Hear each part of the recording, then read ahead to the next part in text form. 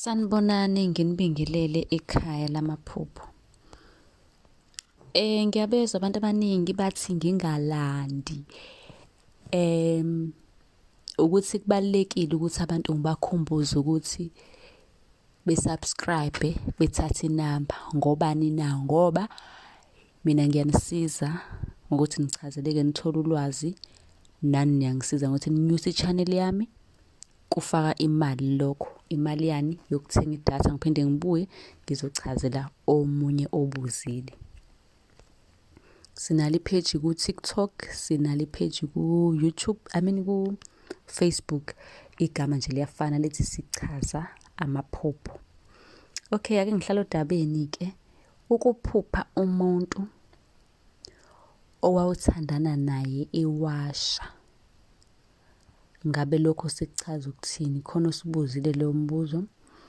Into enokwasha phakathi nje kuye kuthiwe kuyinhlambuluko leyo. Ukusho ukuthi lowo muntu owawuthandana naye ufisa ukuthi kube khona uxolo oluba khona phakathi kwakho naye, ngoba uthi lithini iphupho? Umuntu othandana naye ewasha. Okusho ukuthi unesifiso sokuthi wena naye nidlulise lokho okwenzeka, nizame ukuthi nixolelane, kodwa kungenzeka ukuthi unokwesaba ngenxa yamaphutha awenza, mhlampe ngenxa yezinto ezanihlukanisa.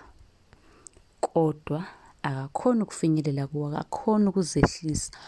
Engakusho ukuthi kubalulekile ukuthi uzehlise, ukhulume nje nomuntu, wamukele iphutho lakho uma uyibona ukuthi wawu-wrong, ulamukele. Ikhona-ke incwadi yamaphupho, iwu-R500 inyukile.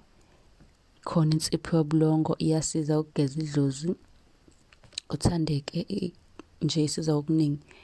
Neminye-ke imithi yesintu eminingi, nensipho kadumba ekhona.